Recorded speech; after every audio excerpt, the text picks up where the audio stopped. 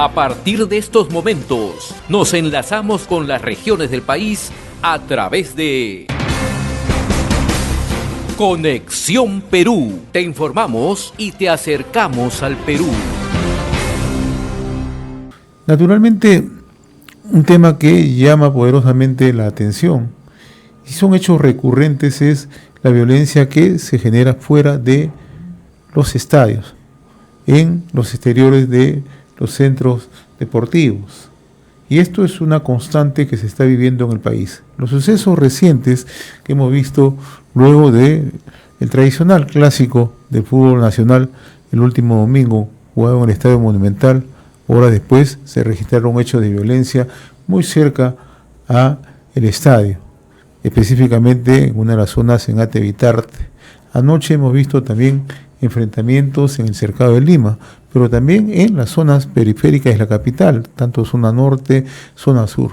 Por eso hemos querido invitar a un amigo de la casa, él es conocedor profundo de este tema, es docente y fundador del proyecto Esperanza. Es un proyecto que en realidad abriga justamente la esperanza de que las barras se constituyan justamente en personas que inculquen valores, en personas que proyecten una imagen hacia la sociedad, como es el deporte. Qué gusto saludarte, mi estimado Walter. ¿Cómo estás? José, muchas gracias por invitarme a esta que yo la siento mi casa, porque definitivamente acá he tenido, digamos, un programa que era Construyendo con Valores y la verdad es que nos dio muchísima satisfacción y cada vez que tengo la oportunidad de venir y darles un abrazo, para mí es una situación de mucha alegría. No, los agradecidos somos nosotros, Walter, siempre.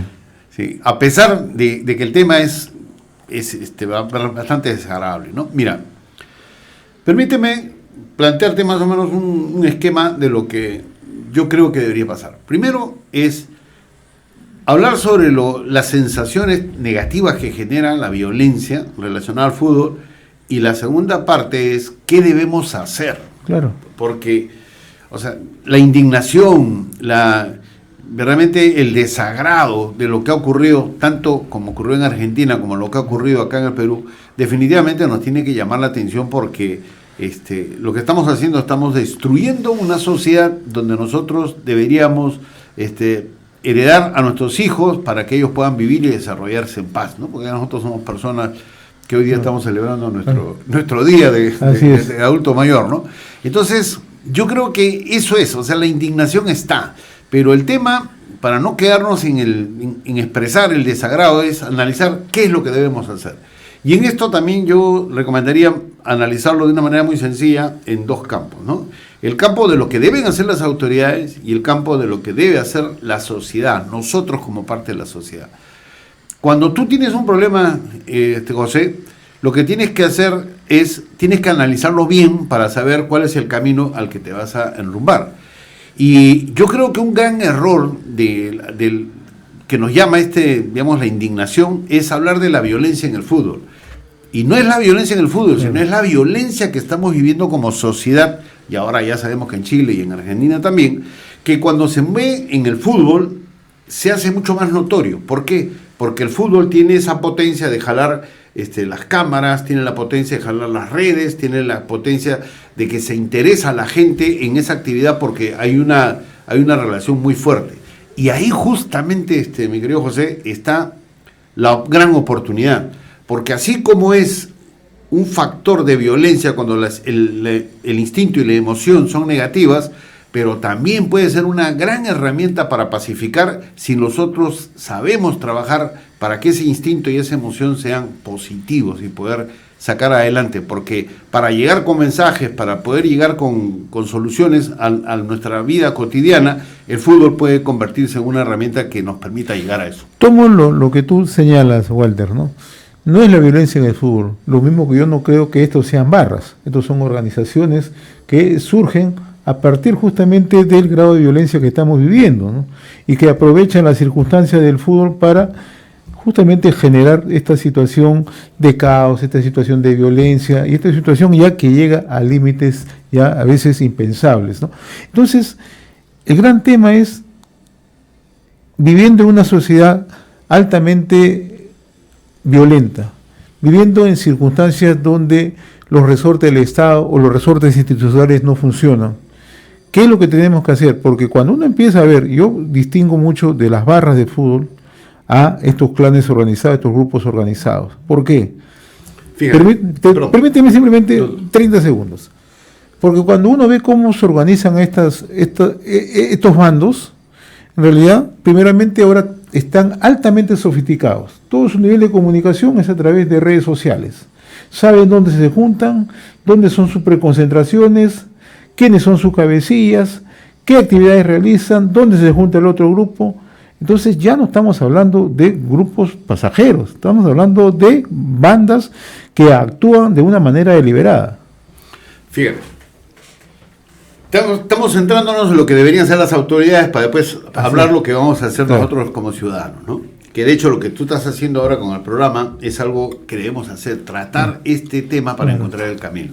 Pero las autoridades, ¿qué deben hacer? Primero, que yo creo que sí tienen la preparación y el conocimiento para tomar acciones que no las toman. La primera dice, a raíz de esta actividad que he tenido con los jóvenes en conducta en riesgo, yo he aprendido un poco de psicología. Y la psicología tiene un enfoque que se llama el conductismo, que sirve para lograr el cambio o reforzar las buenas conductas, ¿no? Cambio de las conductas negativas. Y nos habla que son 3 bloques los que se tiene que manejar. El primer bloque dice, reconoce las buenas acciones que se dan, ¿ya? El segundo bloque es, hazlos pensar en las consecuencias que va a tener su comportamiento, y la tercera es, sanciona. Vamos a ver el primer bloque. En el mismo espacio de tiempo, prácticamente, en Ecuador, en Argentina y en pocos días después en Lima, hemos visto escenarios totalmente diferentes.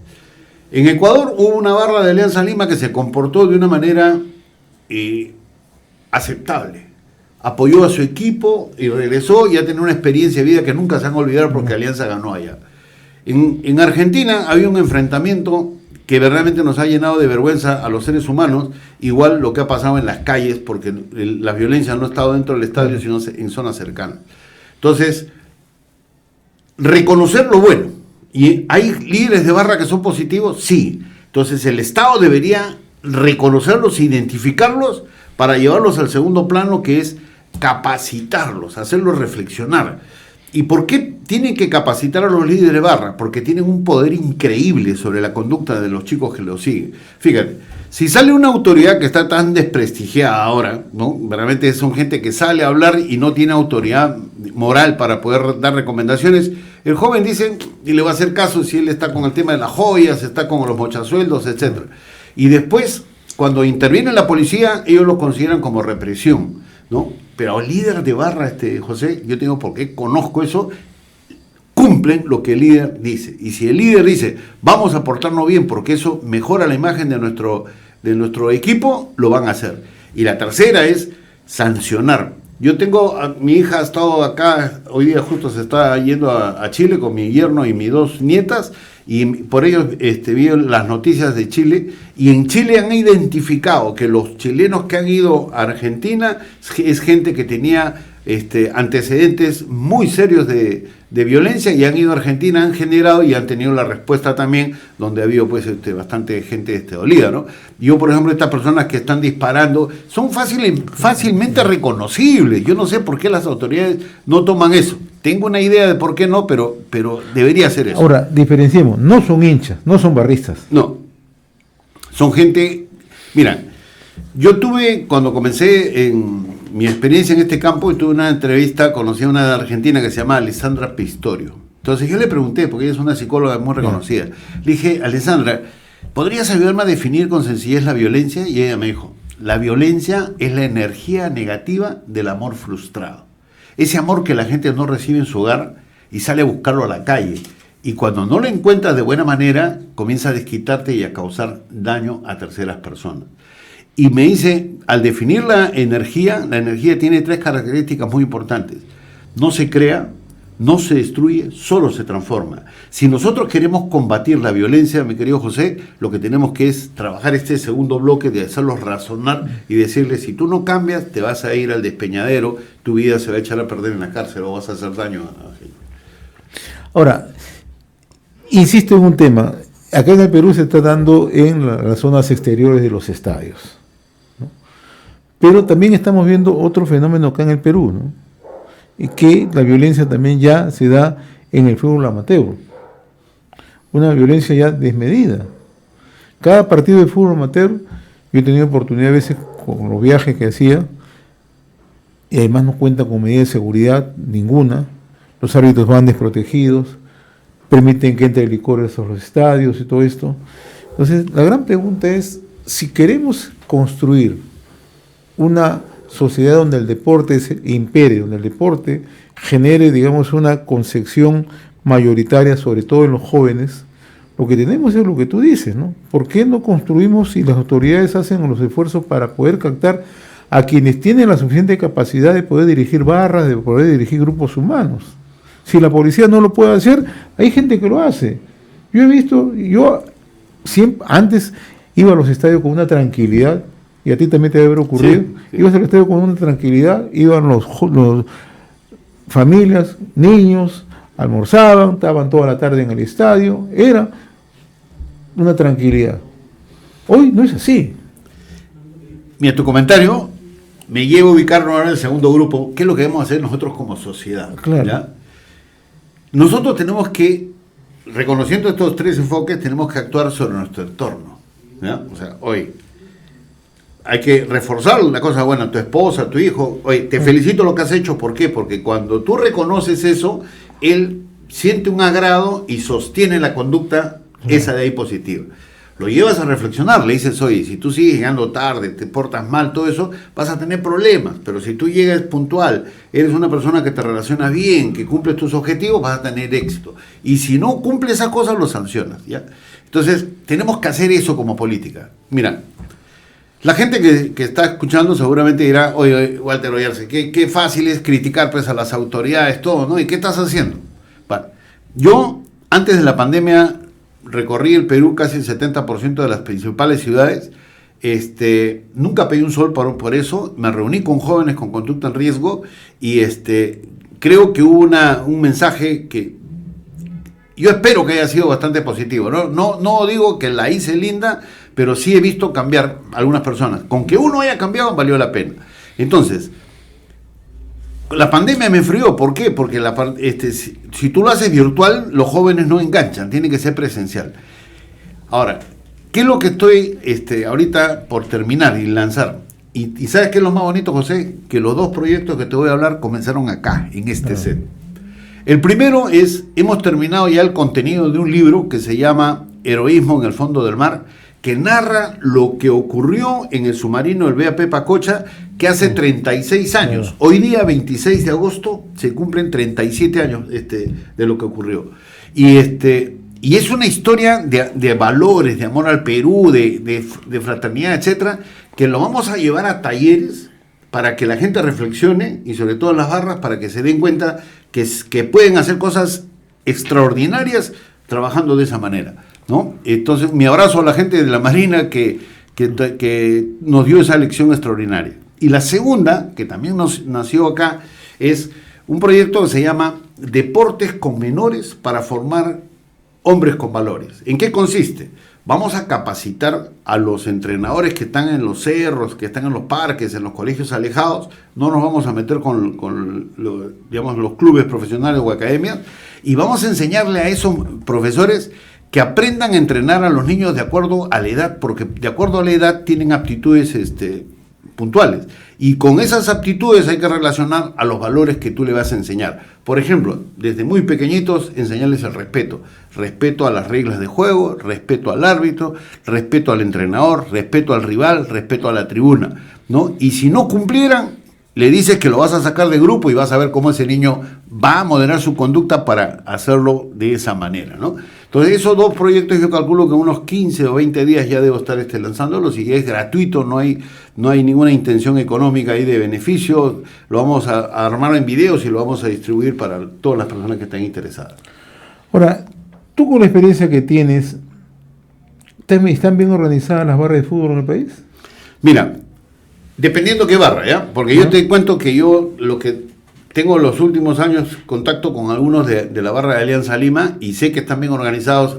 alguno de ellos me comunicaron, ¿no? Me dijeron, tío, porque me tratan de cariño así, tío, nosotros ya las divisiones, porque no solamente las barras están enfrentadas por equipos, dentro del mismo equipo hay barras que están enfrentadas por un mal concepto de liderazgo. Entonces él me contaba, me decía, tío, lo que estamos haciendo ahora nos hemos unido, las barras ya no ves tanta diferencia, seguramente que se mantiene, pero no ves tanta diferencia, ¿no? Y entiendo que Alianza los está apoyando, los está asesorando para poderse manejar de esa manera.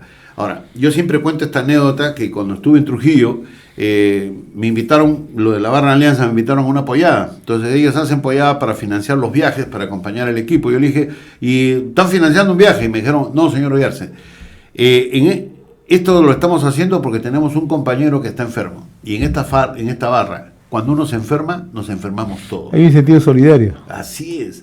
Son familias, valen la pena. Hay de los peligrosos, es verdad, pero yo creo que si se maneja bien, el Perú va a avanzar. Ahora, ¿y por qué las autoridades no hacen esto? O sea, no saben, sí lo saben, pero no les interesa, esa es mi conclusión, mi triste conclusión, ¿eh? Porque si no, hay la oportunidad de que las autoridades me desmientan, a ver, que venga alguna autoridad que diga que hay un plan para trabajar eso. No existe. Entonces, ¿por qué? Porque Noam Chomsky, que es un tema que lo desarrollamos acá cuando tenía el programa, acá en RCR, él decía, si tú quieres destruir una sociedad para vencerla, divídela. O sea, gente que se odia solamente por color de camiseta, desmoralízalo. Nosotros nunca vamos a ganar nada y esto es así, etcétera. Haz que pierdan la fe en sí mismo. El Perú, cuando yo digo puede ser potencia mundial, Walter, estás hablando de tonterías, ¿no? Ponlo ignorante. ¿Por qué? Porque cuando tú tienes gente que es ignorante, vota mal, y míralos, tenemos 4 presidentes presos. Esos señores han conducido el futuro de nuestros hijos. ¿Me entiendes? Entonces, yo creo que esto no es de coyuntura. Esto creo que responde a un sistema, porque además sabemos pues que hay gente como Maduro, como gente como los Castro, hablaban pues de que necesitan que su población sea ignorante y pobre para que su sistema perdure, ¿no? Ahora, el otro tema. Estamos analizando el tema de las barras, estamos analizando las acciones que podrían tomar las autoridades. Pero ¿cómo pueden contribuir los medios de comunicación a generar una cultura de paz en el deporte? Como lo estás haciendo tú, José.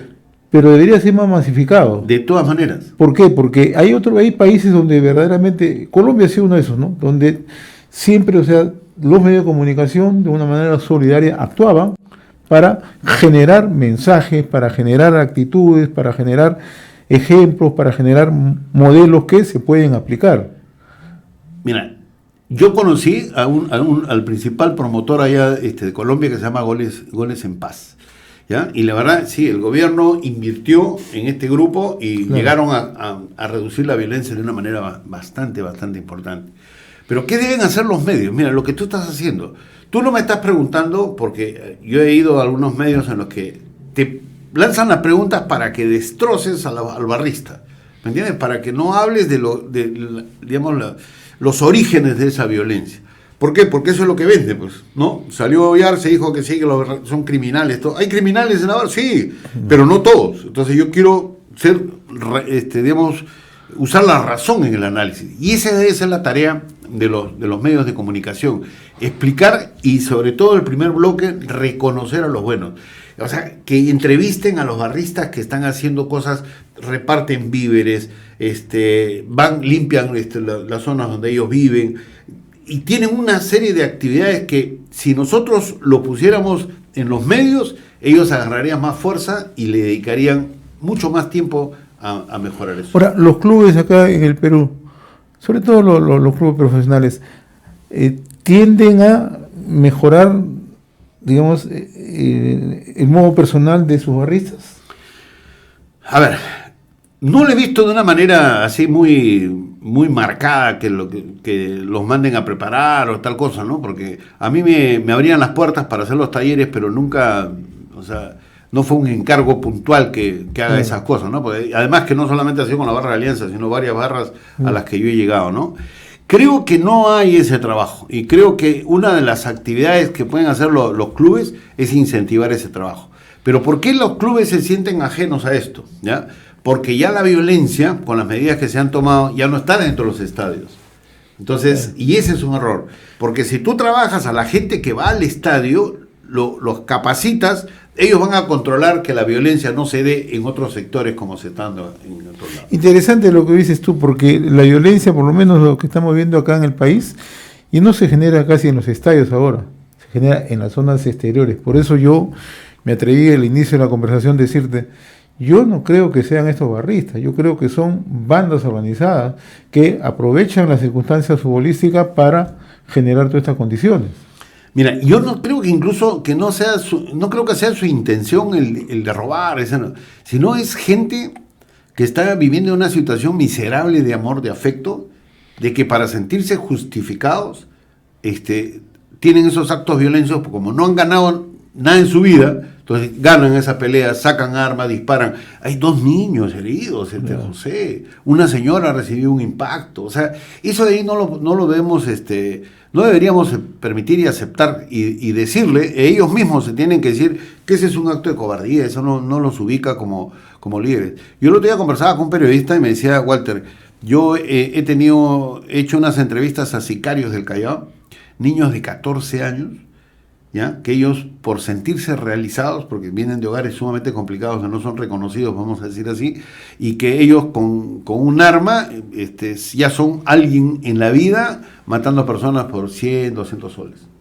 Esa es una realidad que, o sea, yo no he sido testigo de eso, pero él me contaba que él sí lo había visto en un programa que él hizo. Ahora, la capacidad de organización de estos grupos es impresionante, ¿eh?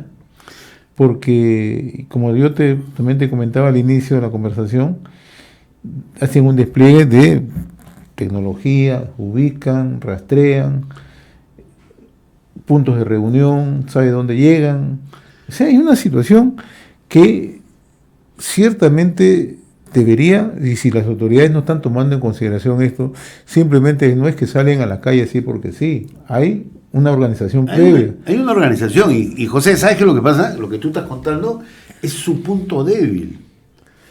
Lo que pasa es que, mira, ve, tú vas a un trabajo y tú sabes quién es bueno, quién es malo, quién es extraordinario, quién no. Tú conoces, en los barrios se conoce, los barristas saben quiénes son buenos y quiénes son malos. Entonces, si la policía hiciera un poco de inteligencia, por las redes sociales lo identifican, y lo único que tiene que hacer es, donde se están programando para hacer un ataque, estar a la expectativa, cometen una falta ahí, inmediatamente los agarran, los metes a la cárcel y vas a ver cómo los controlas. La impunidad es terrible, no solamente con los barristas, la impunidad en la parte política es también, terrible. También, ¿no?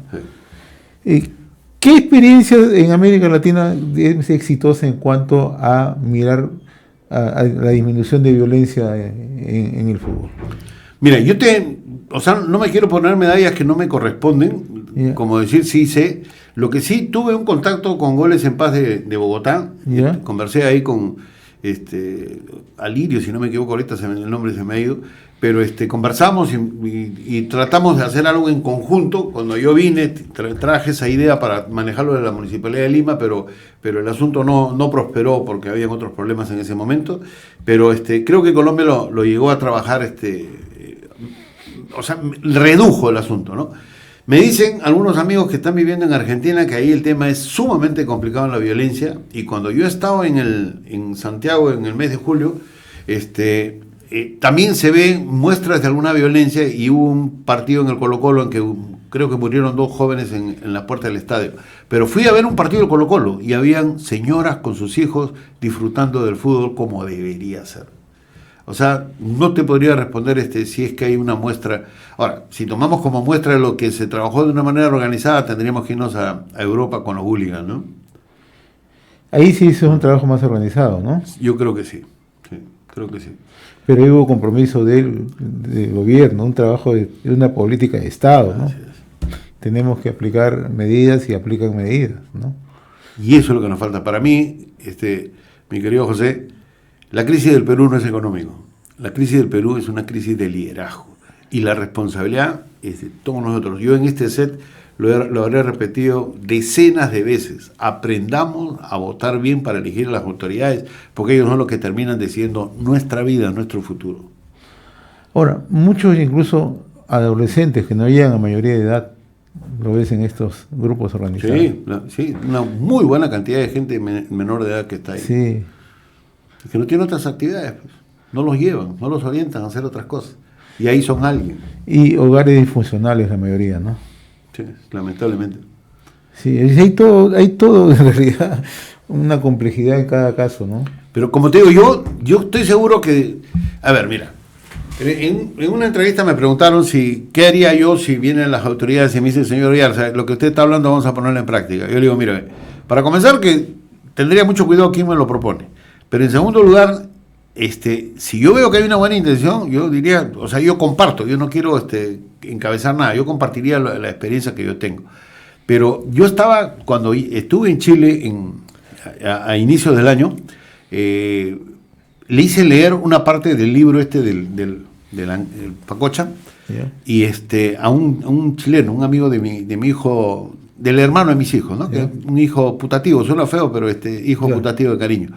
Y el chico me dijo, señor, esto debería ser una película. Sí, yo creo que la historia es tan apasionante que debería ser una película.